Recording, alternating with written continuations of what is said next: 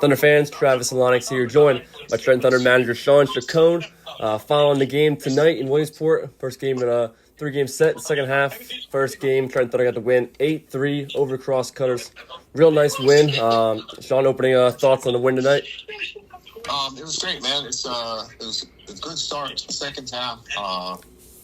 Coming off a 3-day break as with a totally different team, you never know what you're going to get. And overall, the bus trip, the workout yesterday, I'm going to go back to, like, the group is again, it seems like a carryover from the first half guys. When you talk about just, the guys' maturity, experience, and just the way they carry themselves. So, tonight was good. It was one of those where you just put them out there, you make the lineup, and you see what happens just to get to know guys. And, they were all really good baseball players. So, starting pitcher, D-Lo, the long champ, kept us in there for 5.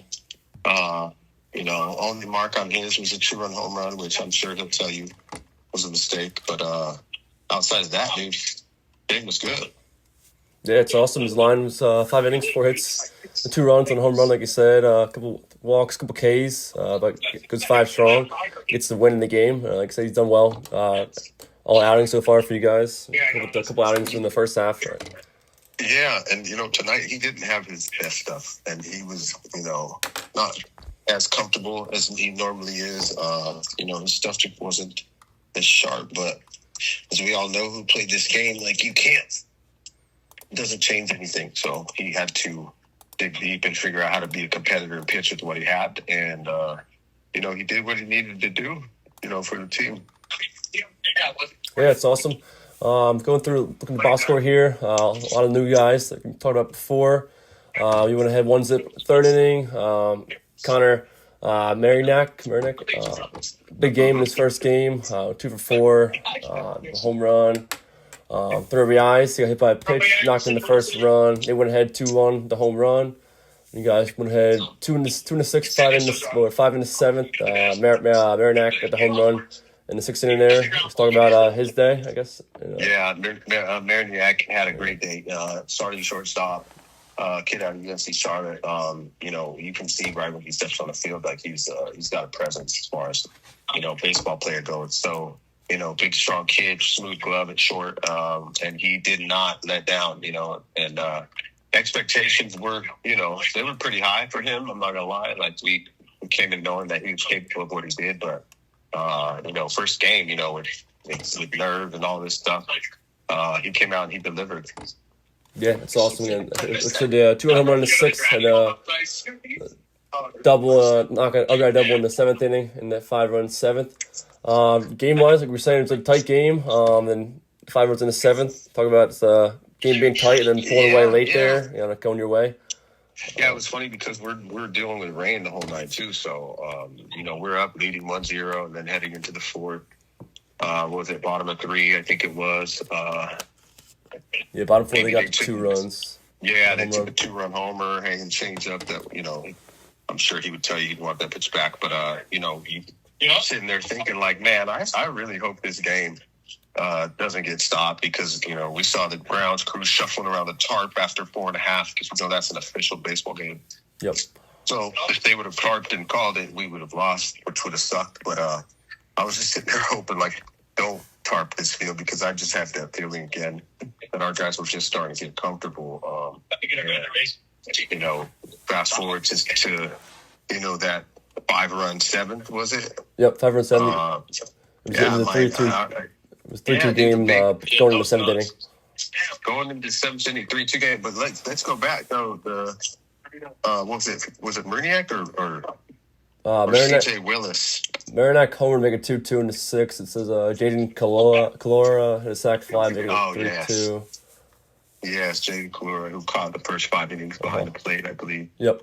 He drove in that run for us to take the lead, and then Marinac drove in 2, and I think CJ Willis drove in another 2, if I'm not mistaken. Yes, he did, making it 7-2. So that inning right there was fun, and definitely was a way for us to kind of steal that game because the way the game had been going, it was so close, back and forth. We took control right there, and then we were able to hang on.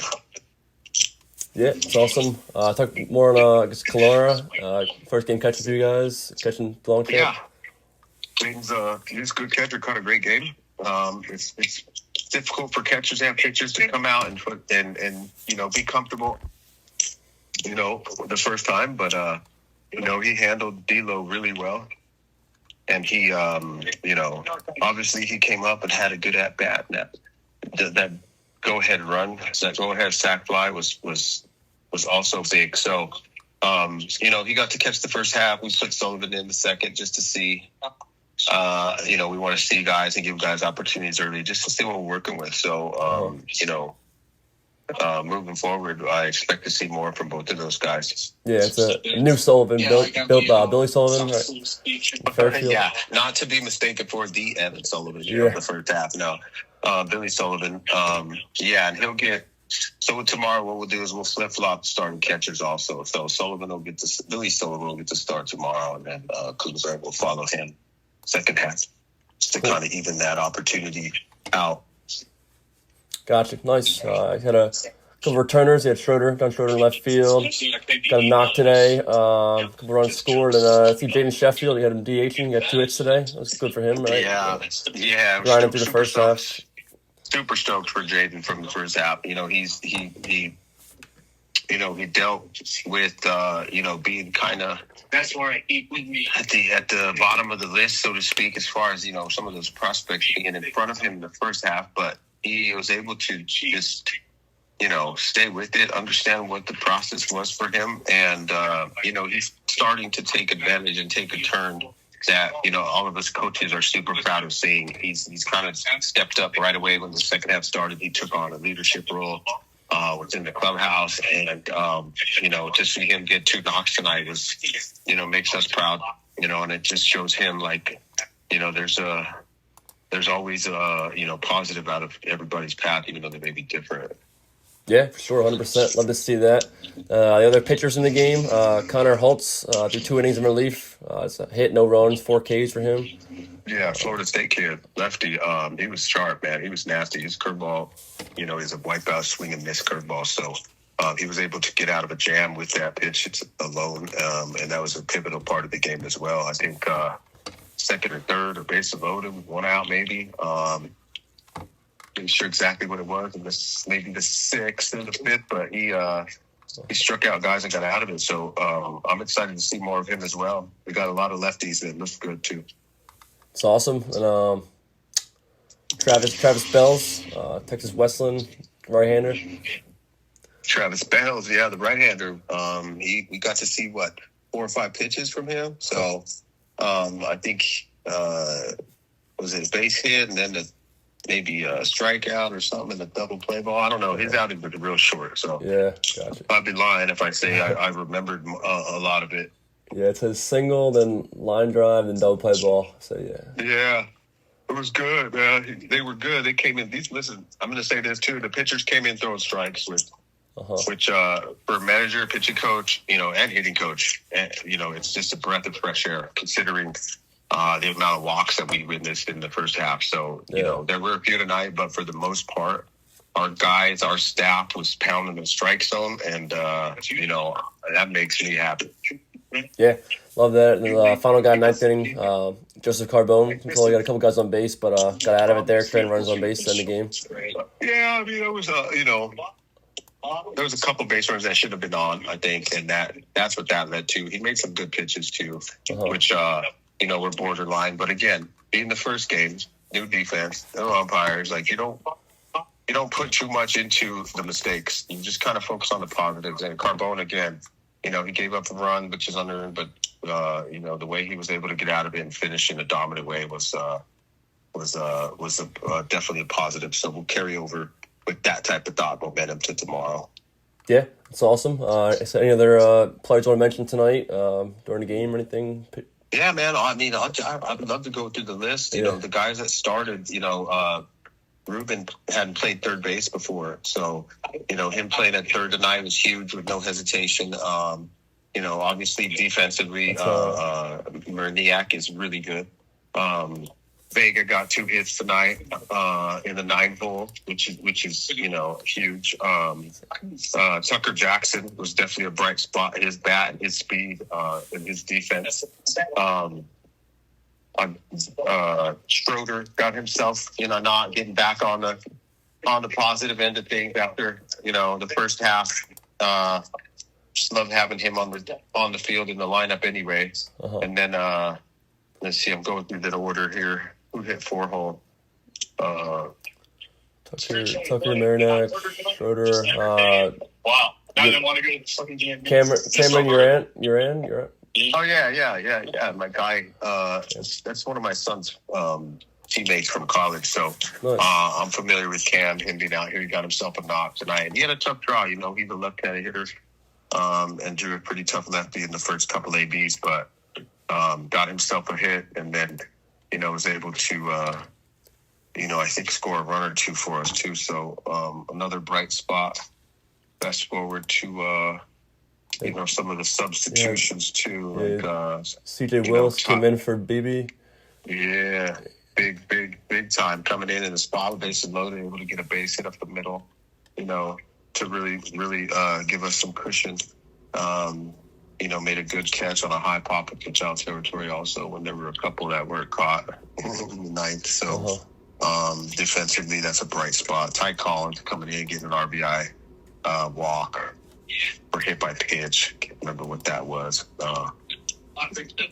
So everybody contributed. It seemed like, Hunter went in, played some defense. Hunter, so. Will yeah, Hunter. man. So that was fun to watch, and I look forward to seeing the guys that come off the bench start tomorrow.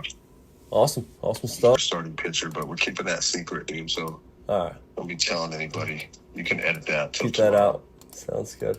Yeah, it's kind of the gameplay that I'm working with nowadays. And it's funny too because in the first half, like I was doing that courtesy of sending out my lineup and starting pitcher to the other managers early in the day. Yeah. This is a courtesy, but I'd never get it back, until sometimes not even before the game started, or sometimes I'd get it from like our media person, and I'd be like, I'm like, oh, okay. So y'all want to play that way? So guess what? Second half type shit, I'm like, I can play the game too. Yeah. So changing up, you're like, that's all what right. we're going to do. Yes, sir. Play that way. Yes, sir. Gotcha. Cool, yeah, wanted that part out. But so love to hear on the guys that'll flip tomorrow, right? You said these guys will start, reverse it. Yes, sir. And, we'll reverse it, flip it for the most part. Yeah. There's only 3 guys on the bench. Truly, I like to keep one. It's nice to keep one there just in case, but we'll flip flop 3 of the 4 into the starting lineup, and then we'll go from there just to see what else we got. Hopefully, the rain stays away tomorrow. Yeah, definitely. It's bad storms back here again tonight, Trenton area. So, Are they again? Yeah, bad again. Yeah. Thunder, lightning, and heavy rain came down. It's crazy. It's crazy. Yeah. But, and again, against Williamsport, team that had your number. Good to get the first win in the second half, right? Yeah, man. Good start. Yeah. All right, you Good guys start. got the 8-3 win today. Game 1 in the second half of the Draft League season, big time. Game 2 tomorrow night, 6:35. First pitch out there in Williamsport. Thunder manager Shawn Chacon, thanks for your time tonight. And as always, best of luck. And tomorrow night, thank you. Yeah, man. Great being on track. We'll go get them tomorrow again. Go Thunder, baby. Yes, sir. Go Thunder. Let's go.